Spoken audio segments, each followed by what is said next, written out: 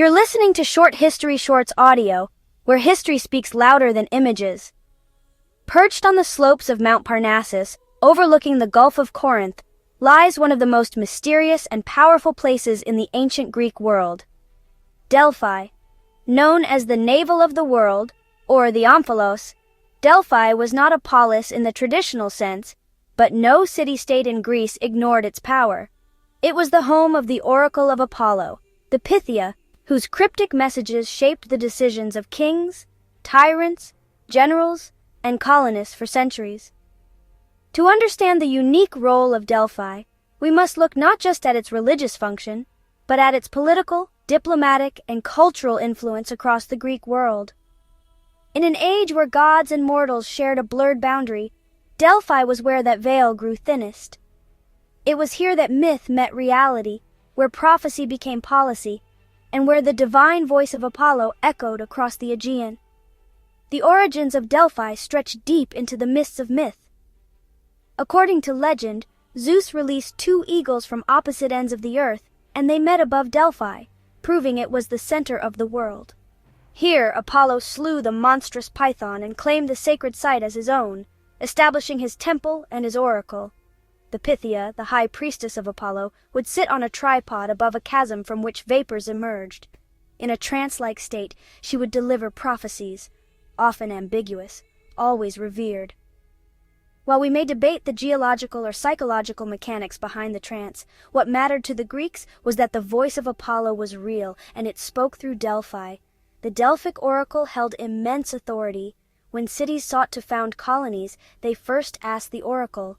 When leaders debated war or peace, they sent emissaries bearing gifts to Delphi for guidance. Even powerful empires like Lydia and Persia consulted the Pythia before taking major steps. Perhaps most famously, King Croesus of Lydia asked the oracle whether he should wage war against Persia. The answer, if he did, a great empire would fall. Croesus went to war, and his own empire fell. It was a warning that the gods spoke in riddles, and interpretation was everything. But Delphi was more than a religious center. It was a pan-Hellenic sanctuary, belonging to no single city-state, yet binding all together. Its prestige made it neutral ground, and it became a hub of diplomacy, alliances, and contests. The Amphictyonic League, an early Greek religious confederation, managed Delphi's affairs and protected its sanctity.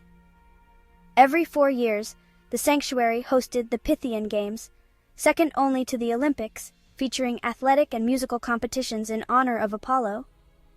Victors were celebrated across the Greek world, and their achievements immortalized in sculpture and song. City-states constructed elaborate treasuries at Delphi, showcasing their wealth and piety. The Athenian treasury, the Siphnian treasury, the Spartan dedications all lined the sacred way leading up to the Temple of Apollo.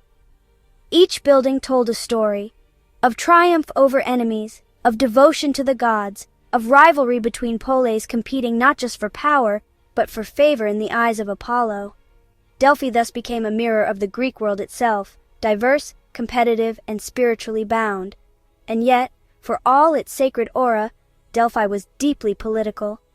The phrasing of prophecies could be influenced, the oracle's favor courted with bribes and persuasion. City-states sometimes accused each other of manipulating the oracle. At times, Delphi became a battlefield by proxy, as seen in the sacred wars. Conflicts fought over control or influence of the sanctuary. One of the most famous of these was during the 4th century BC, when Philip II of Macedon used the pretext of a sacred war to extend his influence southward, eventually leading to Macedonian dominance of all Greece. Despite these power plays, Delphi remained a symbol of pan-Hellenic unity. Even as the Greek world fractured under internal strife and foreign invasion, Delphi stood as a constant, a reminder that, whatever their differences, the Greeks shared a common heritage, language, and religion. The oracle's decline came not from within, but from without. As Roman power rose and traditional Greek religion faded, the voice of Apollo grew quieter. The sanctuary remained respected under Roman rule. Emperors like Nero and Hadrian visited and made offerings, but the oracle's authority diminished.